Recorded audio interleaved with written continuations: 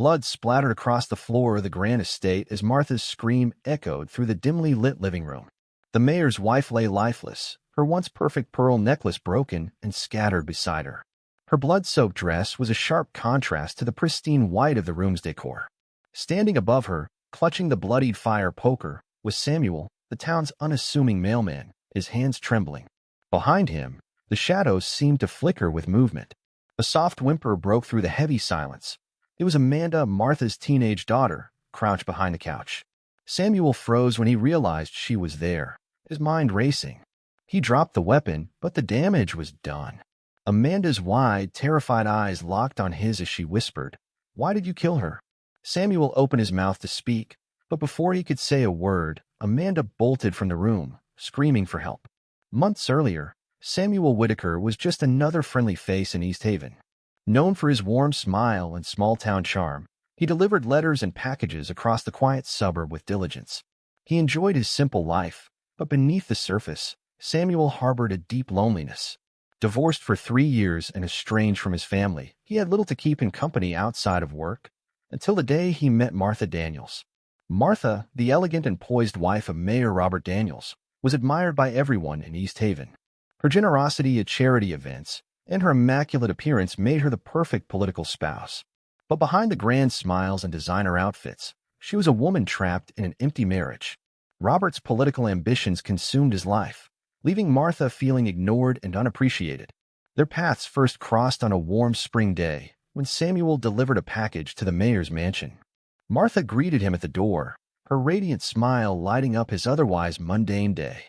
She noticed how his kind eyes lingered a moment too long, but instead of being uncomfortable, she felt flattered. "It's rare to see someone smile at me these days," she said softly, clutching the package. Samuel blushed. "Well, I guess your husband's a lucky man if he gets to see that smile every day." Martha laughed, a genuine, unguarded laugh she hadn't heard from herself in years. If only he noticed. That brief exchange set the stage for what would become a forbidden romance. Over time, Martha found excuses to see Samuel. Whether it was a forgotten package or an impromptu delivery, their meetings became frequent, their conversations deeper. What began as innocent small talk evolved into long, lingering chats over coffee. Samuel couldn't believe his luck. A woman like Martha, sophisticated, beautiful, seemed worlds away from his league. Yet here she was, confiding in him about her loneliness and frustrations. And in turn, he shared his struggles, his failed marriage, and his longing for connection. Their affair started on a stormy summer night. Martha had invited him inside for a drink after he delivered her mail.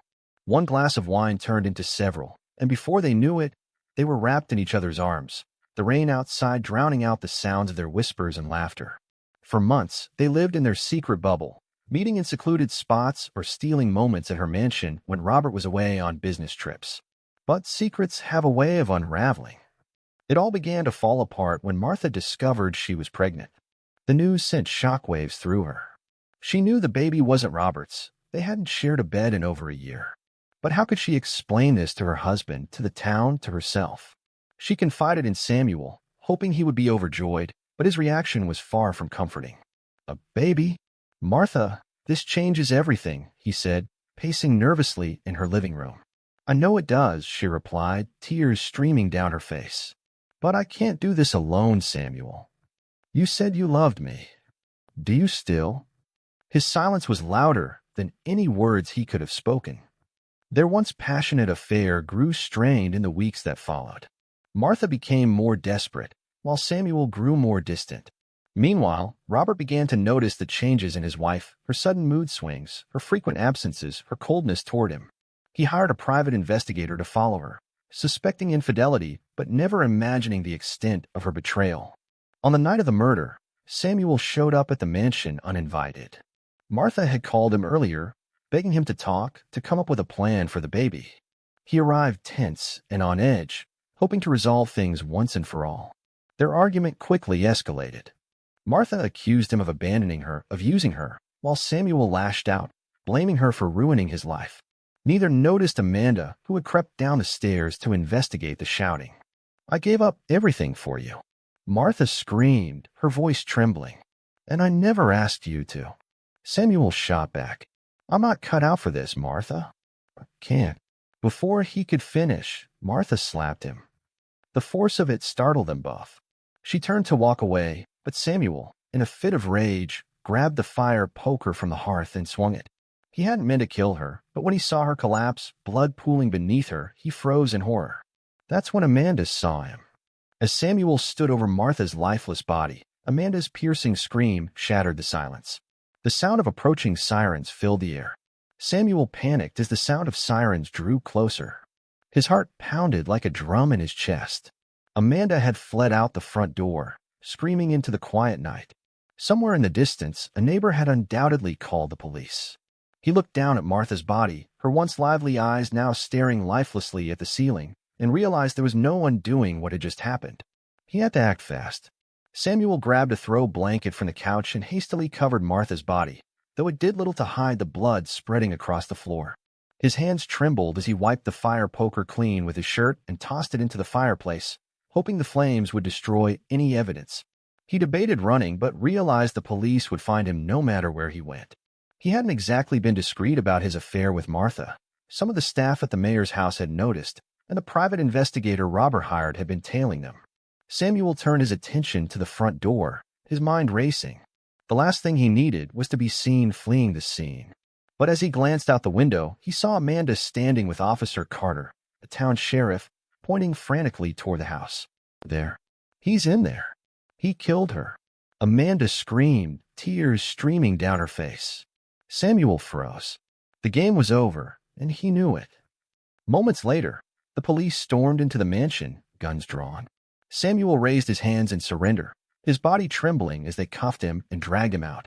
The last thing he saw before being shoved into the back of the squad car was Amanda standing on the lawn, her face pale and tear-streaked. Her words echoed in his ears. He killed her. As Samuel sat in the holding cell that night, replaying the chaos in his mind, the story of how it all began seemed like a distant memory. He thought back to the day he'd first laid eyes on Martha, how she looked at him like he was the only person in the world who truly saw her. Their connection had felt like a lifeline at the time, but now, sitting under the harsh fluorescent lights of the police station, it felt like a curse. Back in East Haven, the news of the mayor's wife's murder spread like wildfire. Within hours, every household was buzzing with the shocking details. The mayor himself was in New York on a business trip when he received the call. He rushed back to town, devastated and furious. Robert Daniels had never been an easy man to deal with. Known for his sharp tongue and unyielding demeanor, he was the type of politician who inspired both loyalty and fear. But when it came to Martha, he had always been protective, even if he failed to show it in ways that mattered. The thought of her being gone, of her being murdered in their home, shattered something in him. By the time Robert arrived at the police station, Samuel was being questioned. The interrogation room was stifling, and the officers weren't holding back. "You're telling me you just happened to be there that night?" Officer Carter barked, slamming his hands on the table. Samuel avoided eye contact. "She called me. She wanted to talk. I didn't mean for any of this to happen. Didn't mean to." "Samuel, she's dead. You think this town is going to believe the mailman didn't mean to kill the mayor's wife? You were sleeping with her, weren't you?" Samuel hesitated, his silence answering the question for him. Carter shook his head in disgust. "You better hope you've got a damn good lawyer," Carter muttered, storming out of the room. Meanwhile, Amanda was being questioned in another room. Her hands shook as she recounted the events of the night, her voice barely above a whisper. "They were yelling.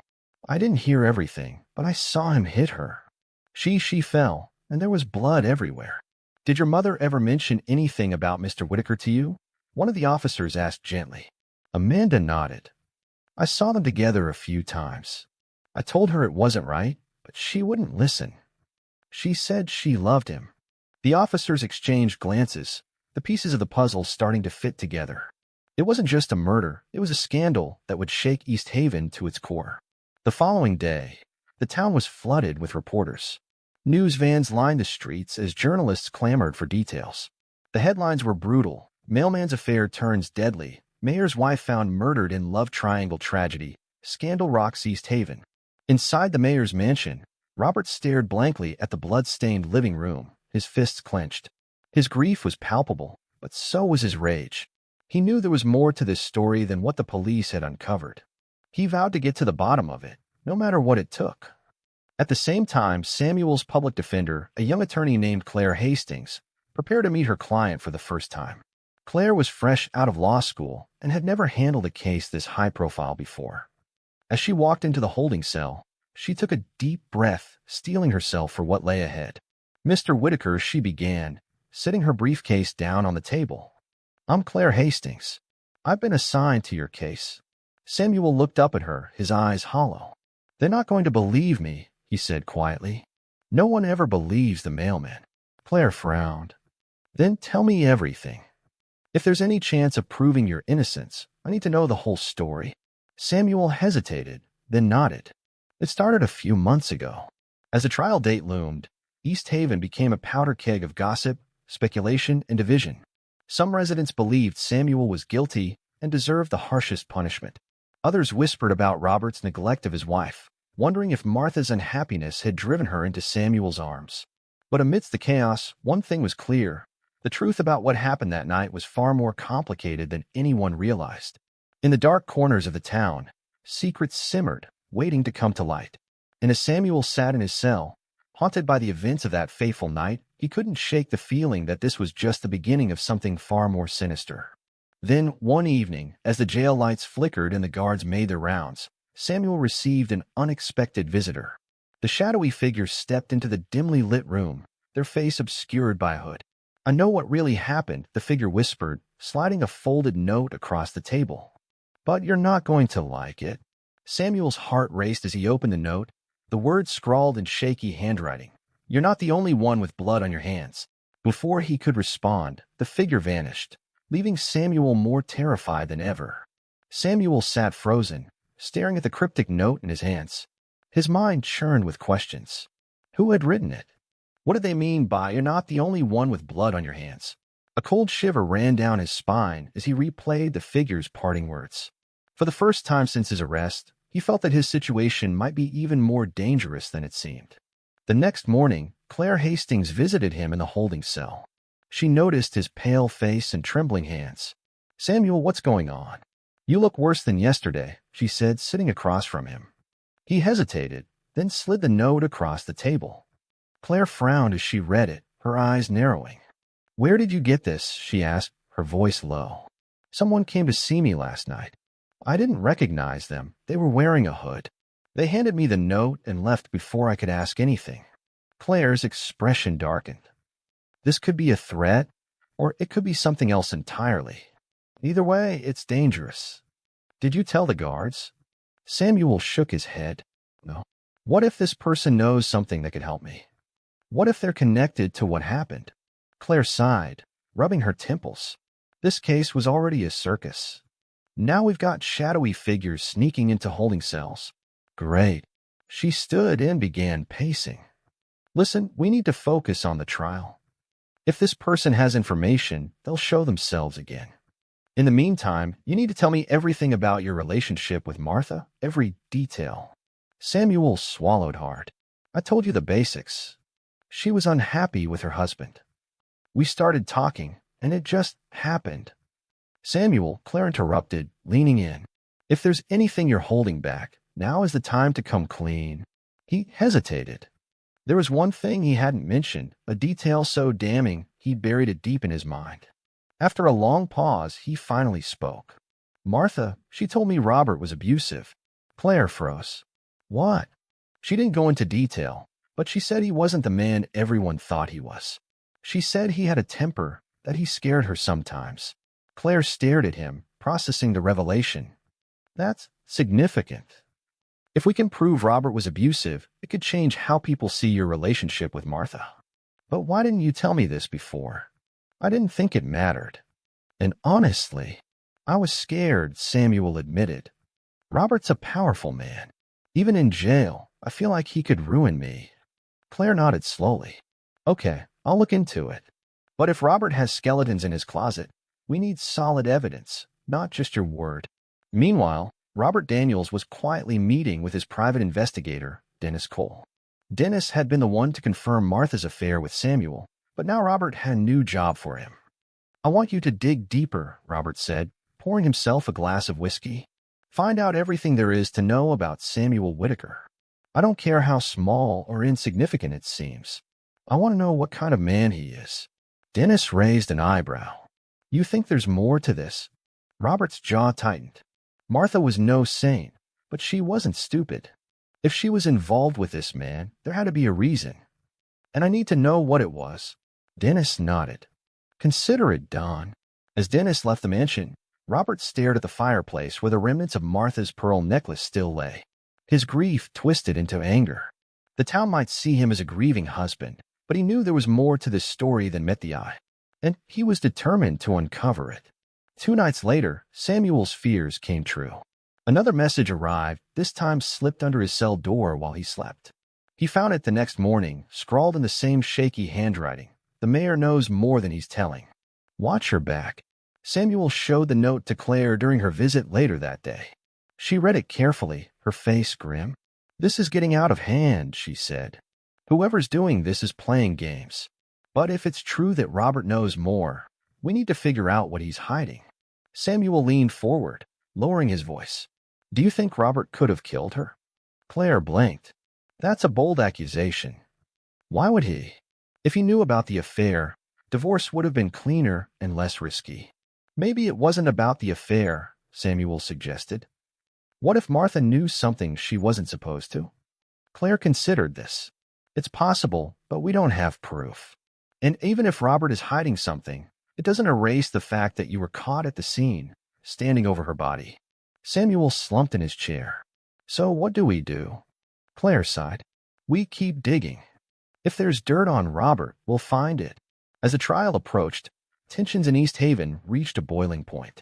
Protesters gathered outside the courthouse, some demanding justice for Martha, others calling for Samuel's release. The town was divided, and the media frenzy only made things worse. One night, as Claire pored over case files in her small office, she received a call from an unknown number. She hesitated before answering. "Hello." A distorted voice came through the line. "If you want the truth, look at Robert's finances. Follow the money." The line went dead before she could respond. Her heart raced as she scribbled down the message. Follow the money. What could it mean? The next day, Claire began digging into Robert's financial records. What she found shocked her. Over the past year, large sums of money had been funneled into an offshore account under a fake name. The transactions were carefully hidden but not impossible to trace. Claire brought the evidence to Samuel during her next visit. "This could be big," she said.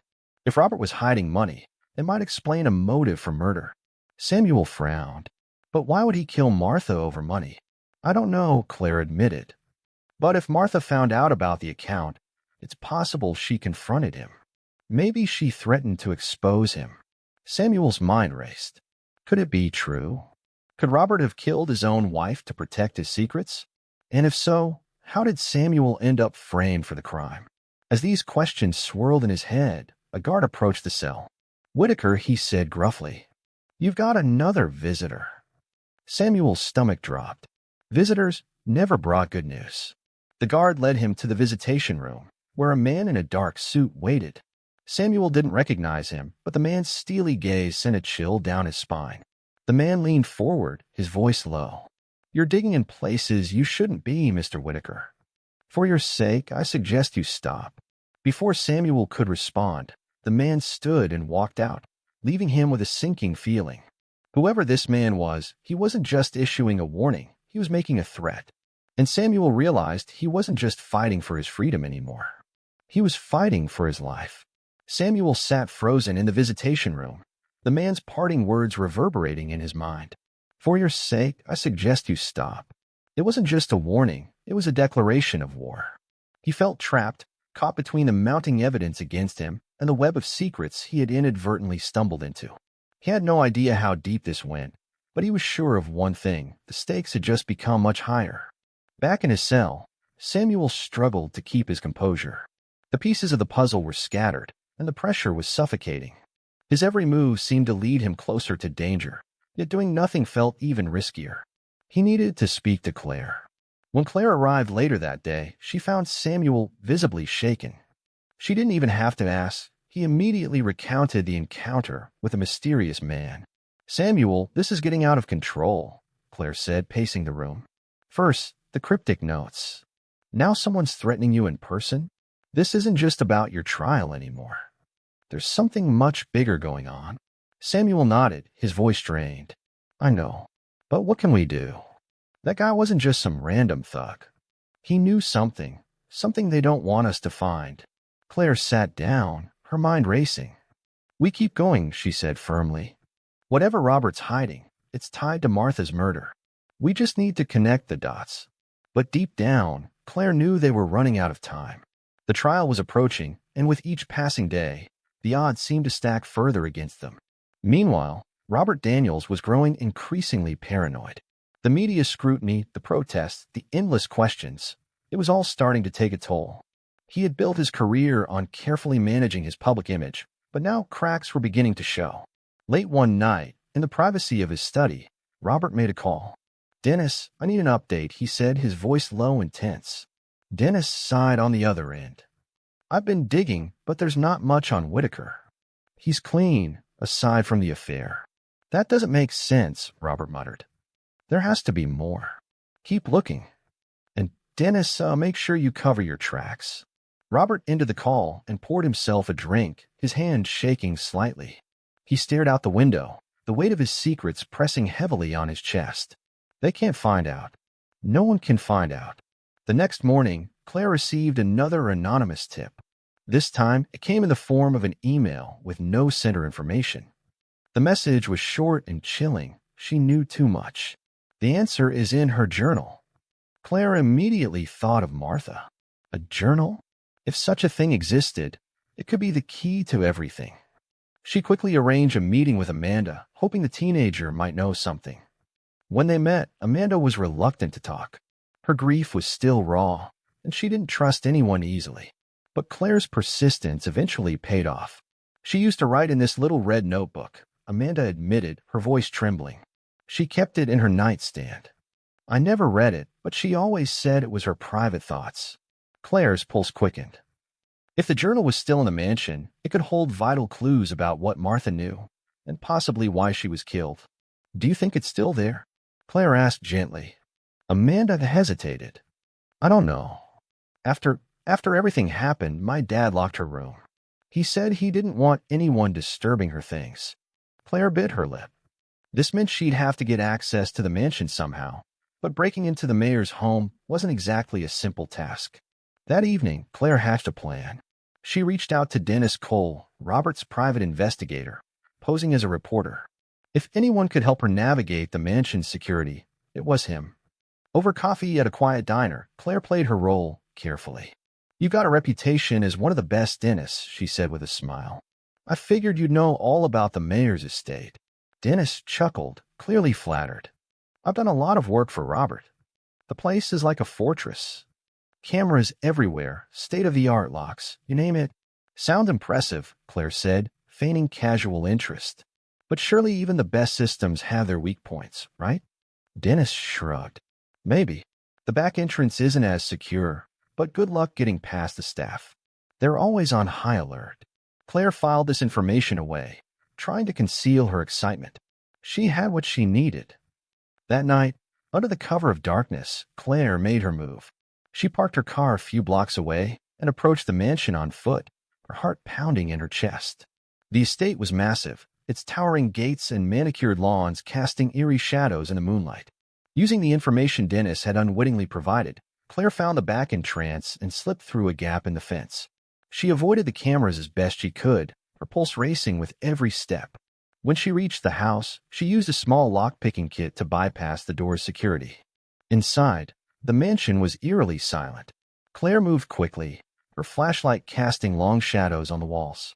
She found Martha's bedroom on the second floor and carefully entered. The room was untouched, as if frozen in time. Claire's gaze fell on the nightstand, and her heart skipped a beat. She opened the drawer, and there it was, the red notebook. Claire flipped through the pages, her hand shaking. Martha's entries detailed her unhappiness, her love for Samuel, and most importantly, her suspicions about Robert. One entry stood out. I found the account. Robert thinks he's so clever, but I know what he's been doing. If the public finds out, his career is over. I've kept the evidence safe, but I'm scared. He's been so angry lately. I don't know what he'll do if he finds out I know. Claire snapped the notebook shut, her mind racing. This was the proof they needed. But as she turned to leave, a sound stopped her in her tracks, a creak from the hallway. She froze, holding her breath. Then a voice cut through the silence. "You shouldn't be here." Claire spun around to see Robert standing in the doorway, his face shadowed but unmistakably furious. In his hand was a handgun, aimed directly at her. "I knew someone would come looking," he said, his voice low and menacing. "But I didn't expect it to be you." Claire's heart pounded as she tried to think of a way out. She clutched the notebook tightly, knowing it was her only leverage. "Robert, you don't have to do this," she said, her voice trembling. "If you let me go, we can." "I'm not going to let you destroy me," Robert interrupted, stepping closer. "You have no idea what's at stake." Before she could respond, the sound of a distant siren filled the air. Robert's head whipped toward the window, distracted for just a moment.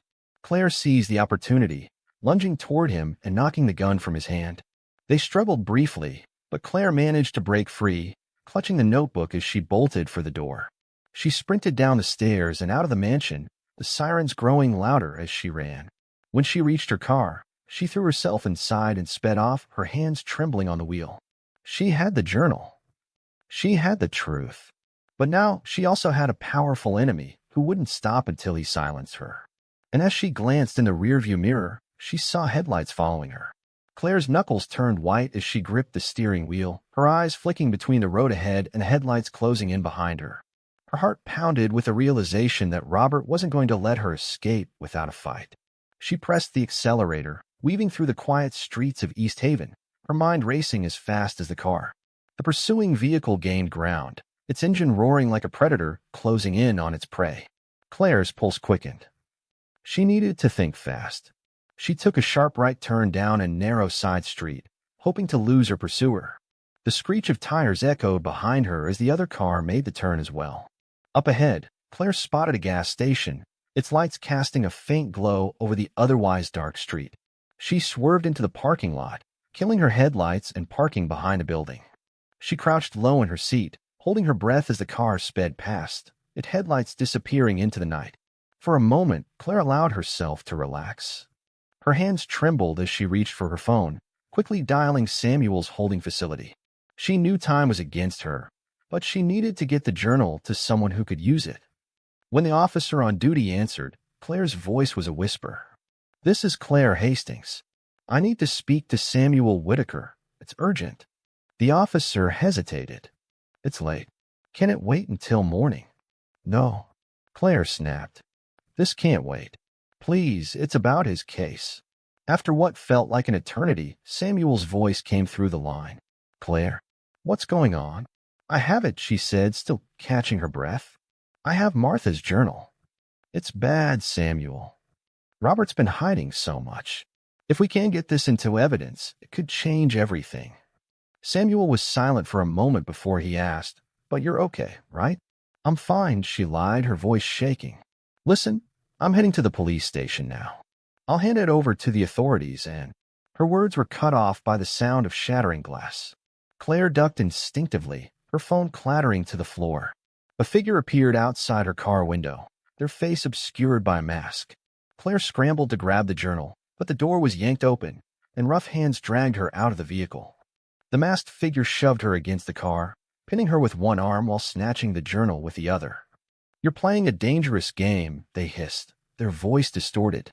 Claire fought back, kicking and scratching, but the figure was too strong. Within seconds, they were gone, disappearing into the night with the journal.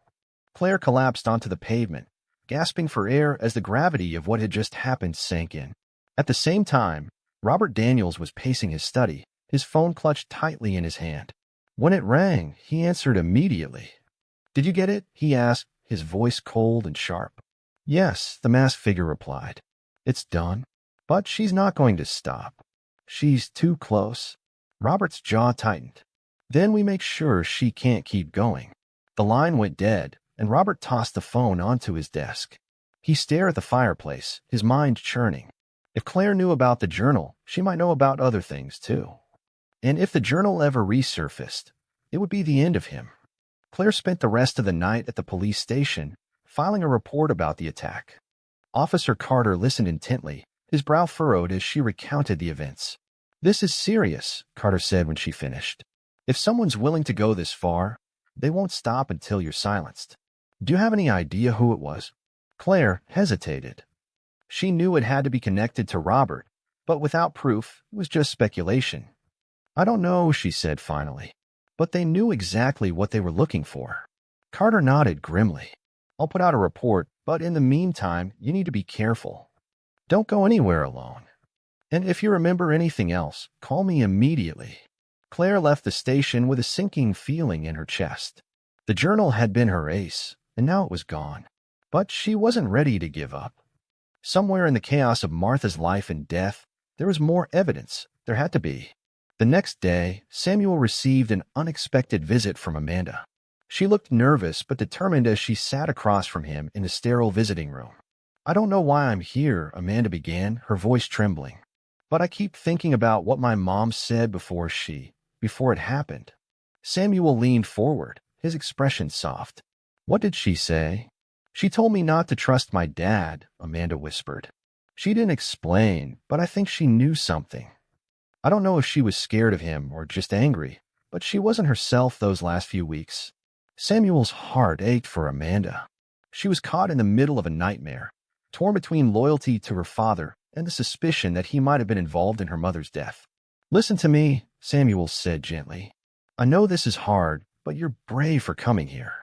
If there's anything you can remember, anything at all, could help." Amanda hesitated, then nodded. "There was one thing.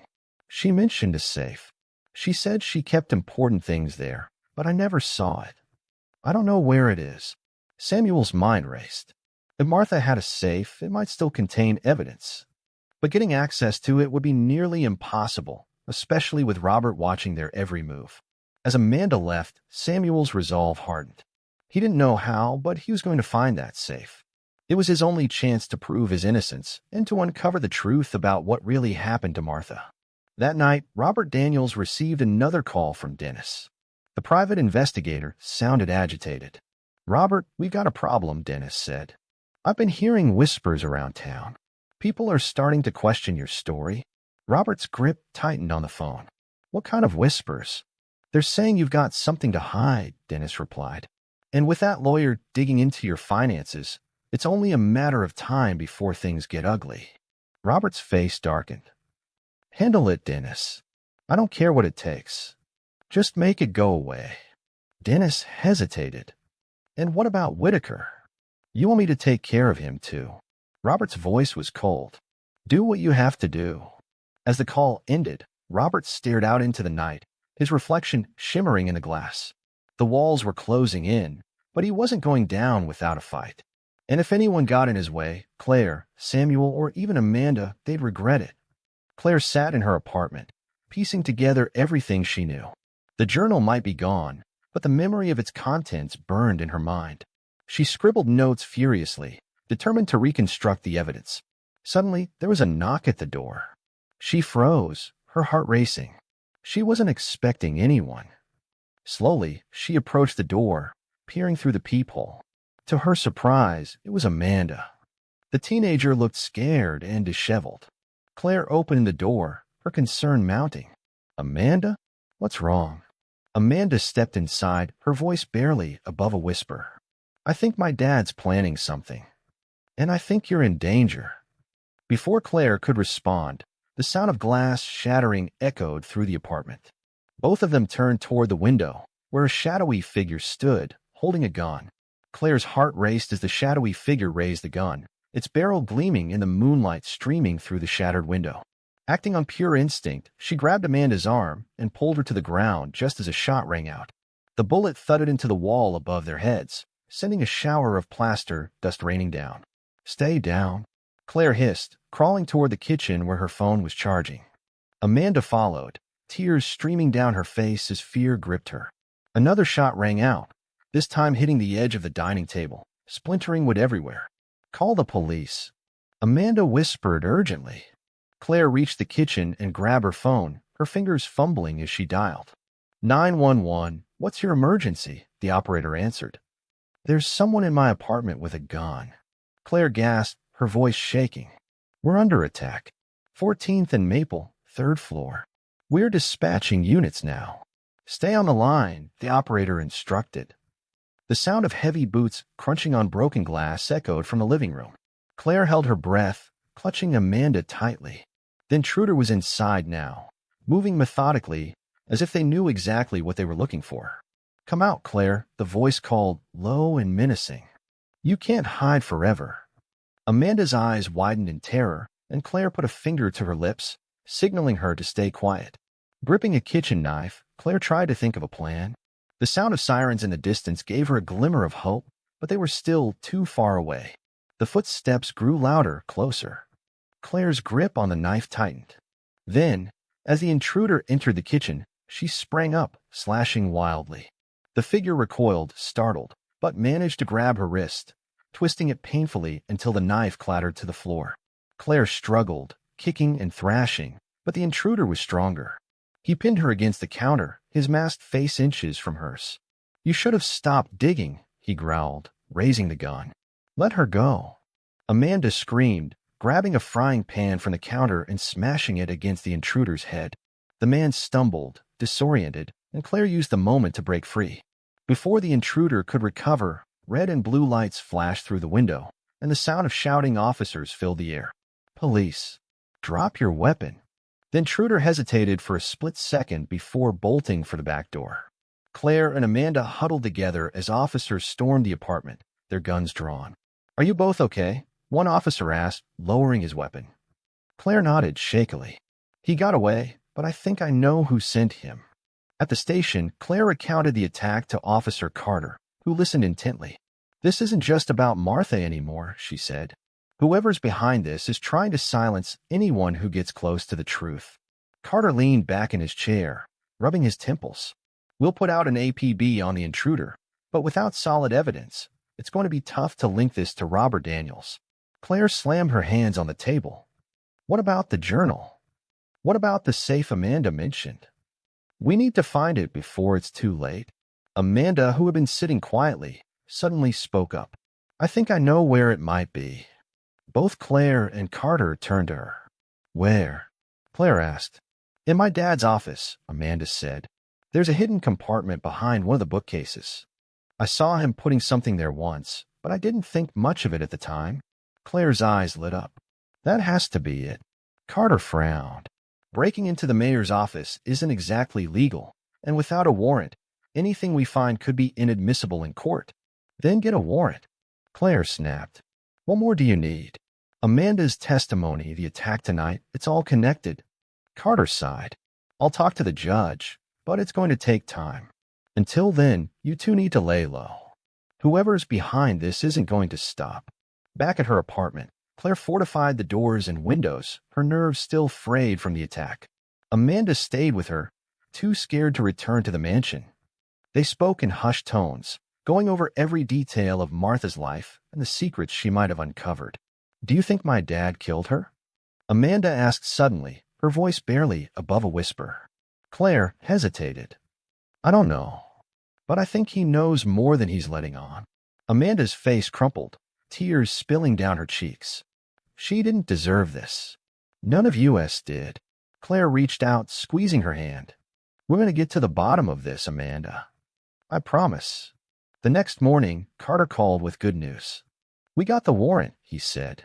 We're heading to the mayor's office now. Meet us there. Claire and Amanda arrived just as officers were beginning their search. The mayor's office was immaculate, every detail exuding power and prestige. But Claire's focus was on the bookcases. Over here, Amanda said, leading her to the far corner of the room. She pointed to a section of the wall that looked slightly uneven. It's behind there. Carter ordered his team to investigate. After a few minutes of prying, they discovered a hidden compartment. Inside was a small safe. The officers worked quickly to open it, and when the door finally swung open, everyone held their breath. Inside were stacks of documents, envelopes stuffed with cash, and a flash drive. Claire immediately recognized the significance of the papers. They detailed financial transactions, offshore accounts, and even a series of emails between Robert and several shady business partners. Carter pulled out the flash drive, his expression grim. This might be the smoking gun we need. But as they sifted through the evidence, a commotion erupted outside. One of the officers ran in, his face pale. "We got company. Robert Daniels is here." Claire's stomach dropped as Robert stormed into the office, his face a mask of fury. "What the hell is going on here?" he bellowed. Carter stepped forward, holding up the warrant. "We're conducting a lawful search, Mayor Daniels." "Step aside." Robert's eyes darted to the safe, and for a brief moment, fear flickered across his face. He quickly composed himself. "This is an invasion of privacy. You won't find anything here."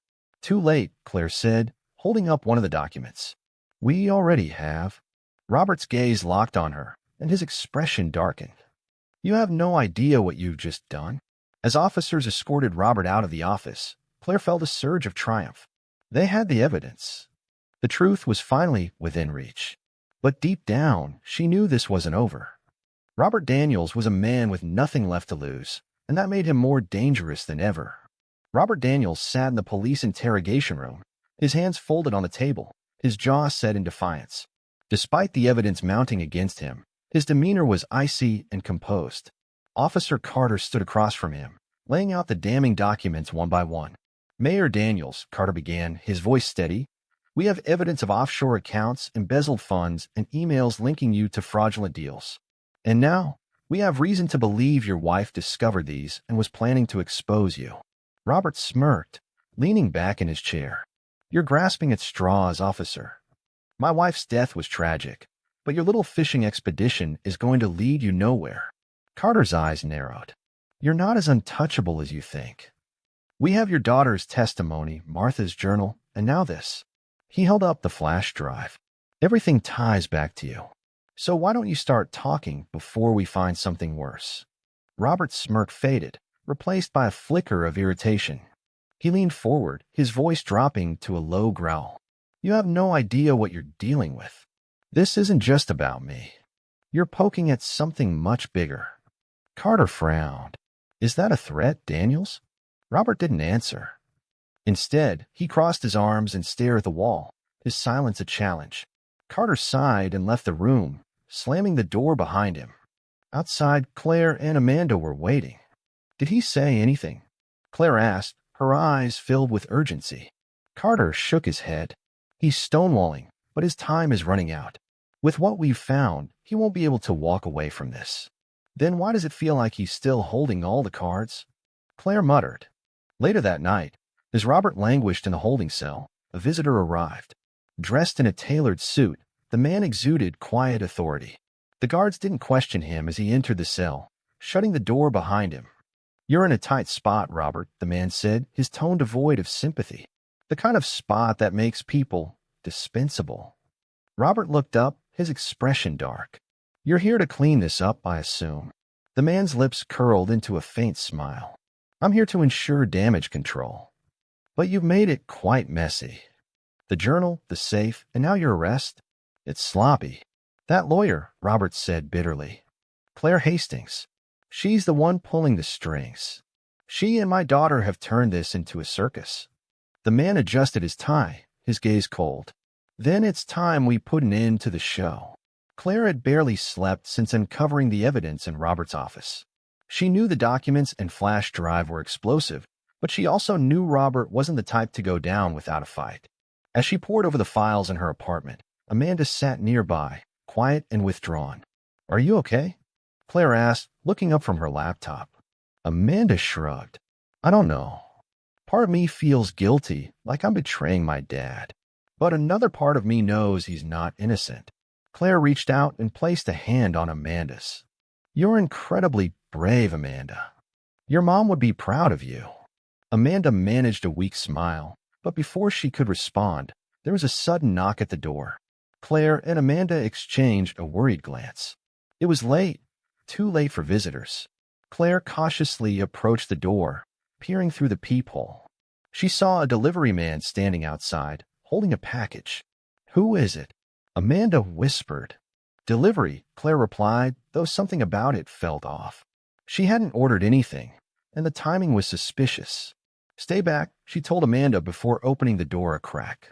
The man held out the package. "Delivery for Claire Hastings," he said. Claire hesitated, then took the package. As soon as she did, the man turned and walked away without another word. She shut the door quickly, her unease growing. "What is it?" Amanda asked, stepping closer. Claire examined the package. It was plain, unmarked, and light. Carefully, she opened it, revealing a single piece of paper folded neatly inside. Written on it were 3 chilling words. "You're next, Amanda." Amanda gasped, her face going pale. Claire's heart sank as she read the message again, her mind racing. Whoever had sent this wasn't just targeting her, they were targeting Amanda too.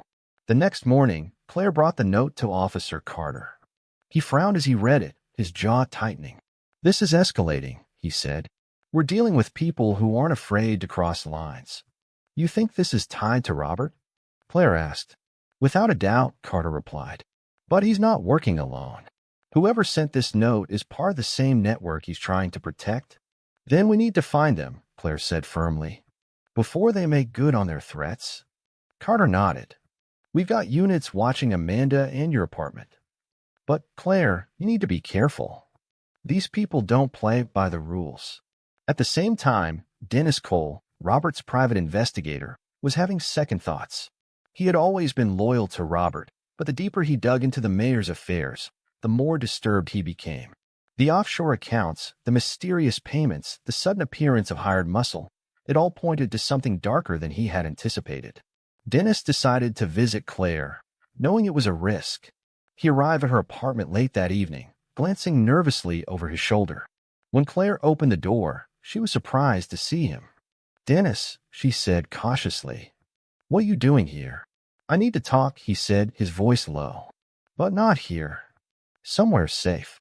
Claire hesitated, then nodded. "There's a diner down the street. Let's go." At the diner, Dennis spilled everything he knew. He told Claire about Robert's shady dealings, his desperation to keep certain secrets buried, and the people he had hired to do his dirty work. "But there's one thing I haven't told anyone," Dennis said, lowering his voice. "Martha didn't just find out about the money. She found out about something bigger. Something tied to Robert's political career." Claire leaned forward. "What was it?" Dennis shook his head. "I don't know exactly. But whatever it was, it scared her enough to confide in me. She asked me to protect Amanda if anything ever happened to her." Claire's blood ran cold. "Do you think Robert killed her?" Dennis hesitated, then nodded. "I don't want to believe it, but yes. And if he's willing to kill his own wife, he won't stop there." As Dennis spoke, neither of them noticed the black car parked outside the diner. Inside, a man in a suit was watching them, his expression unreadable. Claire and Dennis had no idea that they were being watched, or that the next move in this deadly game had already been set in motion. The black car idled outside the diner, its engine humming softly as the man inside observed Claire and Dennis through the fogged-up window. He adjusted the earpiece in his right ear and murmured, "They're talking. What do you want me to do?" The voice on the other end of the line was calm but cold. "Stay on them. Make sure they don't leave with anything incriminating." Inside the diner, Claire and Dennis leaned closer, their voices low as they pieced together the events that had led them to this moment. "Martha must have found out about the money first," Dennis said. "But the journal suggested there was more. Something she was planning to reveal." "Do you know where she kept the evidence?" Claire asked. Dennis nodded slowly. "She mentioned a safe deposit box. But she didn't tell me which bank. Said it was safer that way." Claire's mind raced. "If we can find the bank and the box, we might be able to expose everything Robert's hiding." Dennis sighed. "The problem is, if Robert knows about the box, he's already moved anything incriminating. And if he doesn't, well, that makes us targets." Claire glanced over her shoulder, her instincts prickling. She noticed the black car parked just beyond the window. The man inside was motionless, but his presence felt wrong. "Dennis," she said softly, "we're being watched." Dennis followed her gaze, his face tightening. "We need to leave." "No." Claire hesitated. "If we run, we confirm their suspicions. Let's act like nothing's wrong." Dennis nodded, though his hand drifted toward the small pistol he kept holstered under his jacket. "Finish your coffee." Cover the check. Claire took a deep breath, trying to ignore the pounding of her heart as she sipped the lukewarm liquid. She noticed the man in the car lift a phone to his ear, his lips moving as he spoke. She couldn't hear him, but she knew it wasn't good. As they left the diner, Claire and Dennis walked casually to her car, their movements careful and deliberate. But the moment they reached the vehicle, the black car's headlights switched on, illuminating them in an eerie glow. "Get in," Dennis muttered, opening the driver's side door. Before Claire could respond, the black car revved its engine and sped toward them. Claire dove into the passenger seat just as Dennis slammed the door and started the engine. Tires screeched as they peeled out of the parking lot, the black car hot on their heels. "Hold on," Dennis shouted as he navigated the narrow streets, his foot pressing hard on the gas pedal. The car behind them stayed close, its headlights glaring in the rearview mirror. "What do they want?" Claire shouted over the roar of the engine. "To scare us at first," Dennis said grimly. "But if they catch us, it won't end there." The chase intensified as Dennis veered onto the highway, weaving through traffic with practiced precision. Claire clutched the door handle, her breath coming in short, panicked gasps. "Can't we call the police?" she asked. "They'd never get here in time," Dennis replied. "We have to lose them first." Up ahead, Dennis spotted an exit leading into a wooded area. He took the turn sharply, the car skidding slightly as they left the highway. The black car followed, its tires kicking up gravel as the pursuit continued down the winding road.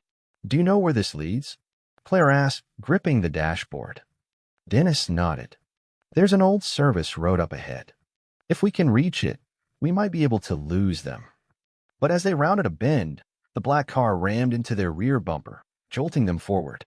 Claire screamed as Dennis struggled to regain control of the car. "They're trying to run us off the road," she shouted. Dennis's jaw tightened. "Not if I can help it."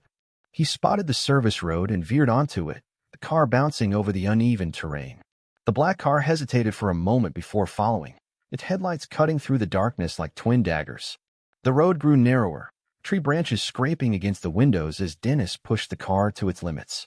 Finally, he spotted an old abandoned warehouse in the distance. "We'll stop there and make a stand if we have to," he said. Claire's stomach sank. "What do you mean, make a stand?" Dennis didn't answer.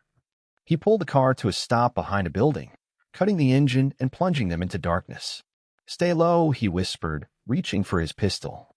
The black car screeched to a halt nearby. Two men emerged, their silhouettes barely visible in the moonlight. One of them held a gun, the other a flashlight. Dennis motioned for Claire to stay quiet as he crept toward the edge of the building. The men approached cautiously, their footsteps crunching on the gravel. "Check around the back," one of them said. Dennis waited until one of the men was within range. Then, with a single swift motion, he lunged, striking the man's arm and sending the gun clattering to the ground. The two struggled as Claire watched, paralyzed with fear. The second man turned toward the commotion, his flashlight sweeping the area. Claire knew she had to act. Grabbing a heavy metal pipe from the ground, she stepped out of the shadows and swung it with all her might, knocking the flashlight from his hand. The man staggered but quickly recovered, turning to face her with a snarl. Claire swung again, aiming for his midsection. The impact sent him sprawling, and she kicked the flashlight away as he scrambled to his feet. Dennis managed to subdue his opponent, pinning him against the wall. "Who sent you?" he demanded, pressing the pistol to the man's chest. The man sneered. "You know who." Dennis growled, tightening his grip. "What does Robert want? Why come after us?" The man laughed bitterly. "You're asking the wrong questions. It's not just Robert. You're up against something much bigger than him." Before Dennis could press further, the sound of distant sirens filled the air. The man smirked. "Looks like your friends are coming. Guess you'll have to wait for answers." Dennis released him reluctantly, stepping back as the man and his partner disappeared into the woods. Moments later, police cars arrived, their lights cutting through the darkness. Officer Carter stepped out, his face a mixture of relief and concern. "What the hell happened here?" Claire stepped forward, her voice shaking. "They tried to kill us, and they're not going to stop until they get what they want." Carter's expression hardened. "Then we need to figure out what that is. Fast." But as the officers secured the area, Claire couldn't shake the man's chilling words. It's not just Robert. Whatever they were up against, it was bigger and more dangerous than she had imagined. Claire sat in the back of a police car, wrapped in a blanket and still trembling from the ordeal. The words of the man in the woods echoed in her mind. It's not just Robert. The implications made her stomach churn. Who else could be involved? And how much power did they wield if they could send armed men to silence her? Officer Carter climbed into the front seat and turned to face her. We've got units combing the area, but those guys know how to disappear. You're lucky to be alive. Claire nodded absently, her thoughts elsewhere. Carter, they said it's bigger than Robert. What does that mean? Carter sighed. It means this is no longer just about a corrupt mayor. It sounds like Robert's tied to a network of people who'll do anything to protect their interests. And that makes things a lot more dangerous. Claire swallowed hard. We need to find the safe deposit box. If Martha left evidence there, it might expose everything. Carter hesitated. Even if we find it, these people won't just back down. You've seen what they're willing to do. Claire met his gaze, her expression steely. That's exactly why we can't stop now. The next morning, Dennis called with news. He had managed to locate a list of banks in East Haven where Martha might have rented a safe deposit box. There were 3 possibilities. The problem was gaining access. You'll need Amanda, Dennis said over the phone. If the box is in her name or her mother's, she might be the only one who can get in without raising suspicion. Claire immediately went to Amanda, explaining the situation. The teenager looked nervous but determined. If it's something my mom left behind, I'll help, Amanda said. But what if they're watching the banks? Claire placed a reassuring hand on Amanda's shoulder. We'll be careful. Carter's sending officers to keep watch. We'll find it together.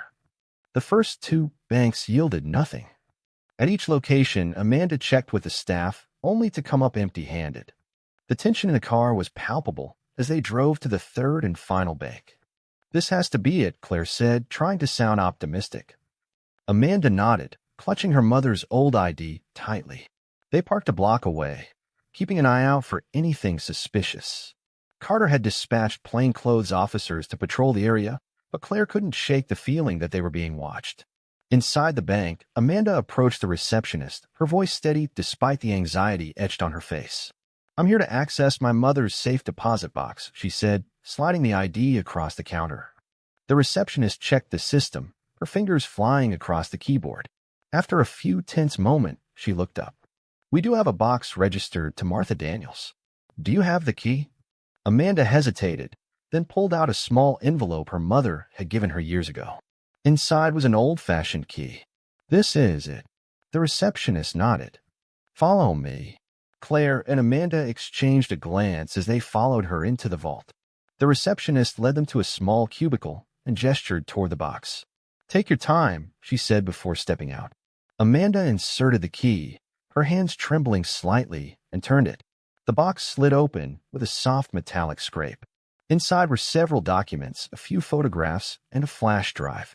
Claire's heart leapt as she realized they might finally have the evidence they needed. This is it, Amanda whispered, picking up the items. Claire quickly scanned the documents. They included financial statements, letters, and a series of emails. One letter caught her attention. It was addressed to a senator, accusing Robert of embezzlement and outlining his connection to a shadowy group known as the Circle. The Circle? Claire murmured. What is this? Amanda pointed to the photos. Look at these. The images showed Robert at a lavish party, surrounded by influential figures, business tycoons, politicians, even law enforcement officials. Claire recognized a few of the faces from news reports. If this was the Circle, it was a who's who of power and corruption. The flash drive was labeled Final Evidence. Claire slipped it into her purse, her pulse quickening. We need to get this to Carter right away. As they left the vault, Claire's sense of unease grew. The bank seemed too quiet, the air heavy with tension.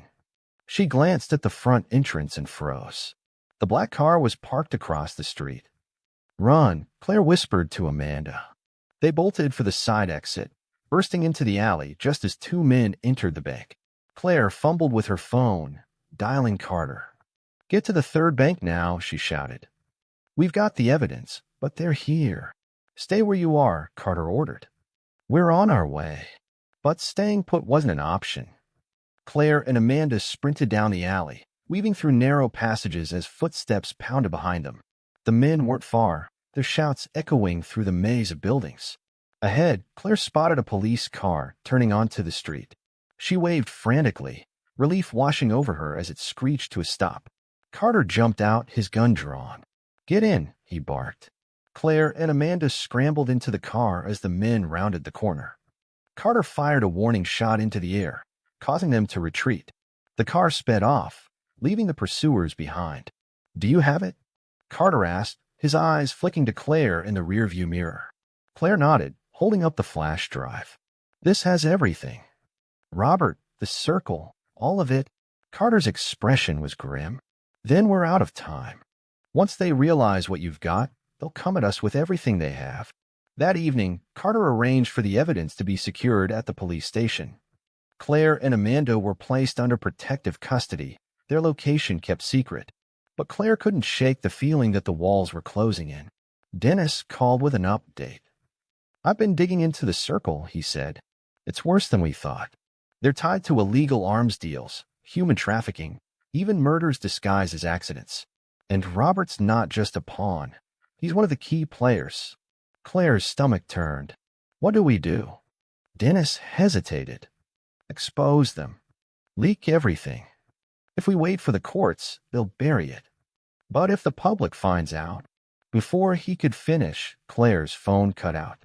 She stared at the blank screen, dread washing over her. "What happened?" Amanda asked. "They cut the line," Claire whispered, her voice trembling. "They're coming." As the lights flickered in their safe house, Claire realized they were no longer safe. The final confrontation was inevitable, and the only question left was who would survive it. The safe house's lights flickered again, plunging the room into brief darkness. Claire grabbed Amanda's hand, her heart pounding. She turned to Officer Carter, who had just stepped out of the bathroom, his hand instinctively moving toward his holstered gun. "They found us," Claire said, her voice barely above a whisper. Carter nodded, his jaw set. "We need to move." "No." Before they could act, the sound of tires screeching outside froze them in place. Claire peeked through the curtain and saw two black SUVs pulling up. Men in suits and tactical gear poured out, their movements precise and methodical. "They're here," Claire said, stepping back from the window. Carter drew his weapon and motioned for them to move to the back door. "Take Amanda and go out the rear exit. I'll buy you some time." "No." Amanda protested. "We can't just leave you." Carter shook his head. "This isn't up for debate.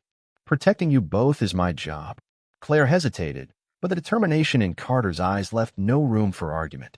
She grabbed Amanda's hand and led her toward the back door. As they slipped out into the night, gunfire erupted behind them. Amanda flinched at the sound, and Claire pulled her closer, whispering, "Keep moving." They ran into the dense woods behind the safe house, the trees swallowing them in darkness. Claire's mind raced as she tried to come up with a plan. The flash drive was their only leverage, and if they lost it, everything, Martha's sacrifice, Dennis's efforts, Carter's bravery, would be for nothing. Back at the safe house, Carter held his ground. He ducked behind furniture, firing strategically at the intruders. His shots took down two of them, but he was outnumbered. One of the men barked an order into a radio. "Secure the woman and the girl. The cop's expendable." Carter gritted his teeth and fired again, determined to hold them off as long as he could. In the woods, Claire and Amanda stumbled over roots and rocks, their breaths coming in ragged gasps. The sound of footsteps grew louder behind them, and Claire knew they were being pursued. She stopped suddenly, pulling Amanda behind a tree. "Hide here," she whispered. "If they catch me, you run.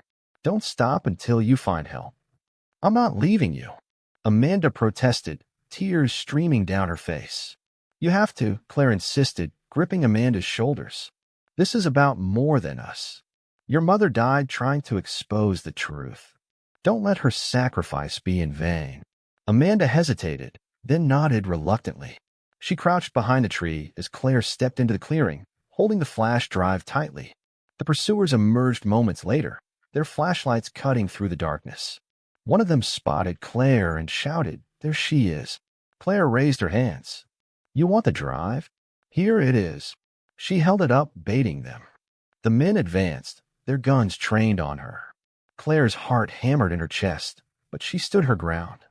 "You think taking this will save you," she said, her voice defiant. "The truth is already out. We've sent the files to people who will make sure everyone knows what you've done." It was a bluff, but it gave the men pause. Their leader, a tall man with a scar running down his cheek, stepped forward. "You're lying," he said coldly. "Am I?" Claire shot back. "Do you really want to take that chance?" The scarred man raised his gun. "We'll take the drive and deal with the fallout later." Just as he pulled the trigger, a shot rang out, but it wasn't from his gun. The man staggered and fell, blood blossoming across his chest. Claire turned to see Dennis emerging from the shadows, a smoking gun in his hand. Behind him, Carter appeared, limping but alive. They had followed the men into the woods, taking them by surprise. The remaining intruders hesitated, unsure of their next move. Carter raised his weapon. "Drop your guns." "No." One by one, the men complied, their weapons clattering to the ground. Dennis quickly secured the flash drive from Claire, nodding to her. "Let's end this." In the days that followed, the contents of the flash drive were leaked to the press. The files exposed not only Robert Daniels, but also the vast network of corruption known as the Circle. The evidence sparked nationwide outrage, leading to arrests and resignations across the political and business elite. Robert Daniels was charged with murder, embezzlement, and conspiracy. In a desperate move, he tried to strike a deal by offering information on the Circle's operations, but his pleas were ignored. He was sentenced to life in prison without parole. Amanda moved in with a trusted relative, finally free from her father's shadow. She and Claire remained close, their bond unbreakable after everything they had endured. Claire returned to her legal work, her name now synonymous with bravery and justice. She knew the fight against corruption was far from over, but for the first time, she felt hope. As for the Circle, the leaks had shaken its foundations, but whispers suggested that some of its members had gone underground, vowing to rebuild. Claire knew they would resurface one day, but when they did, she'd be ready. The truth had won this battle, but the war for justice was far from over. And Claire Hastings would be at the front lines, ready to face whatever came next. Samuel Whitaker's fate took a surprising turn in the aftermath of the explosive revelations. Once the evidence on the flash drive was made public, it included crucial details that exonerated him of Martha's murder. The files reveal that Robert Daniels had orchestrated her death after discovering she intended to expose his ties to the Circle and their web of crimes. Additionally, Amanda's testimony corroborated that Samuel had no part in Martha's murder and had, in fact, tried to distance himself from her in the weeks leading up to her death. The DNA on the fire poker also confirmed Samuel hadn't wielded it. Robert's hired enforcer had carried out the act. The charges against Samuel were dropped, and he was released from jail. Despite his freedom, Samuel struggled to rebuild his life in East Haven. The scandal and media circus surrounding the case had tarnished his reputation, leaving him feeling isolated and ostracized in the very town he had once loved. Claire kept in touch with Samuel, offering him emotional support as he tried to move forward. She encouraged him to leave East Haven and start fresh somewhere far away from the shadows of his past. With her help, Samuel relocated to a quiet town several states away. He found work as a handyman, a job that suited his desire for a simple life. Though he carried the scars of his ordeal, he was determined to find peace and purpose. In time, Samuel began volunteering at a local community center, helping others who had faced injustice. It gave him a sense of redemption and a new way to channel his pain into something positive. Samuel's story became a reminder that while justice can take time, it is never too late to find a new beginning. Though the scars of the past would never fully fade, he was free to live without the burden of a crime he did not commit.